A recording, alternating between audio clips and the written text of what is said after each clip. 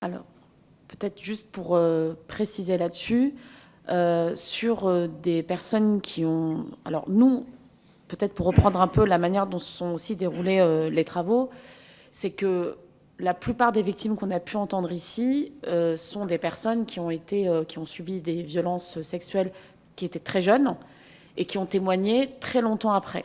Donc elles ont mis énormément de temps à pouvoir témoigner de ce qu'elles ont vécu. Pour certaines d'entre elles, d'ailleurs, elles avaient témoigné, en tout cas elles en avaient parlé au moment où les faits se sont produits, elles n'ont jamais été entendues et il ne s'est jamais rien passé.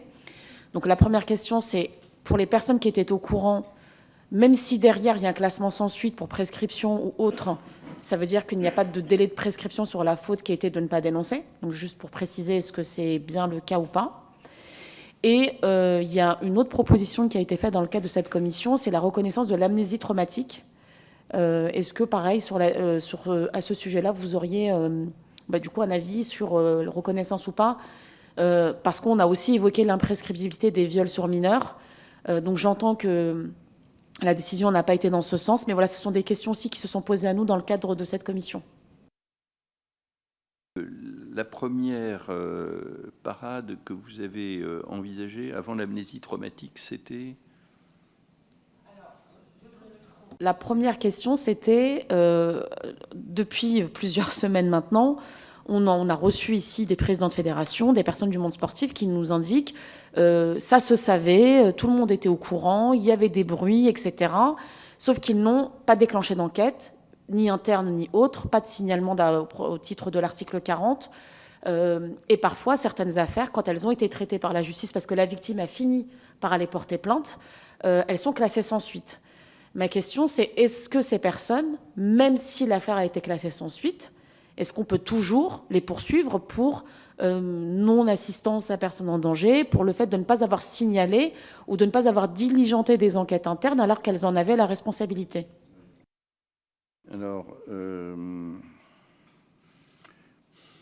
ce que vous rapportez fait tellement penser à ce qui s'est passé dans d'autres contextes institutionnels, au sens, cela se savait, il y avait des bruits, les enfants en parlaient entre eux d'ailleurs, mais en réalité, personne ne faisait rien. Et donc, vous le dites, pas d'enquête interne, et aujourd'hui, quand on va au pénal, classement sans suite, parce que les éléments constitutifs de l'infraction sont extraordinairement difficiles à rapporter. Alors, quand on est dans ce contexte, c'est une impasse. Je ne vois pas comment, après le classement sans suite de faits pouvant être constitutifs d'infraction, on puisse poursuivre sur le plan pénal des personnes au motif qu'elles savaient. Je veux dire, à la fin, savaient quoi? Savaient qu'il y avait des infractions. S'il y a des infractions sont constatées. Si les infractions ne sont pas constatées, je veux dire, on ne va pas pouvoir poursuivre pénalement, enfin, sous réserve de cas d'espèce que j'arrive même pas à concevoir, mais on ne va pas pouvoir condamner pénalement, en tout cas poursuivre avec une chance sérieuse de renvoi devant une juridiction de jugement et une condamnation. On ne peut pas arriver à une condamnation de personnes qui ont entendu parler de bruit. En revanche, moi, je pense que il y a des conséquences à tirer en dehors du champ pénal sur les responsabilités qu'on confie à une personne. Alors vous comprenez, si c'était il y a 30 ans, honnêtement, je pense que tous les acteurs sont rangés des voitures, donc c'est terminé.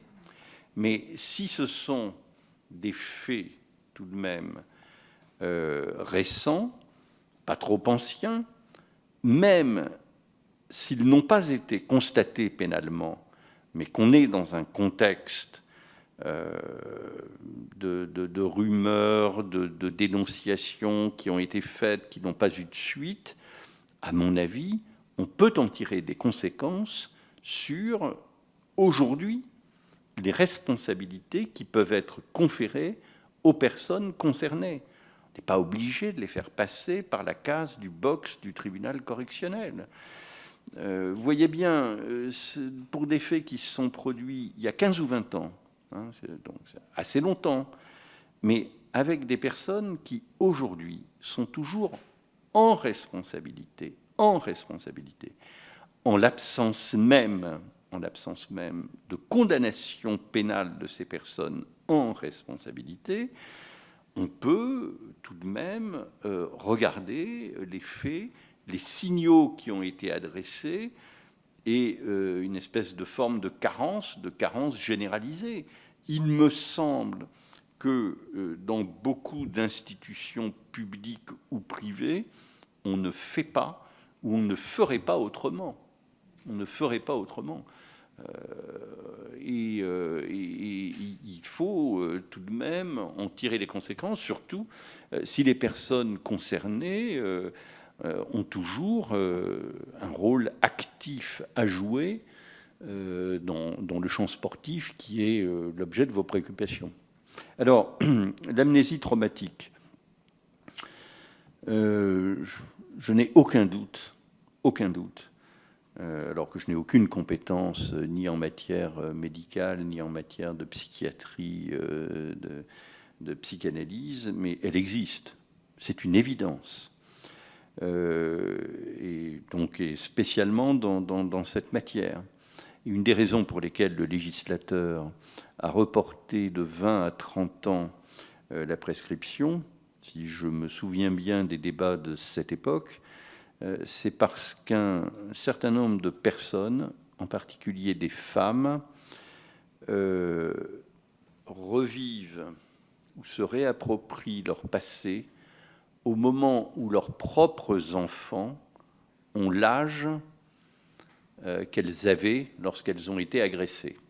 Autrement dit, une femme, on va dire, de 40 ans ou 45 ans, qui a une fille de 10 à 13 ans, au moment où sa fille a 10, 13, 14 ans, elle peut, je dirais, en tant que mère, retrouver ce qu'elle a vécu à l'âge auquel elle a été victime, parce qu'elle a un fils ou une fille de cet âge-là. Ça, je crois tout à fait à la pertinence de cela. Est-ce que ça doit conduire à un allongement du délai de prescription au-delà de ce qu'il est 30 ans? Parce qu'au-delà de 30 ans, il faut être clair, c'est l'imprescriptibilité. Je ne le pense pas. Enfin, notre rapport, je vous y renvoie, on a pesé vraiment tout à fait les arguments. Vraiment en conscience, je crois que ce serait un mauvais choix.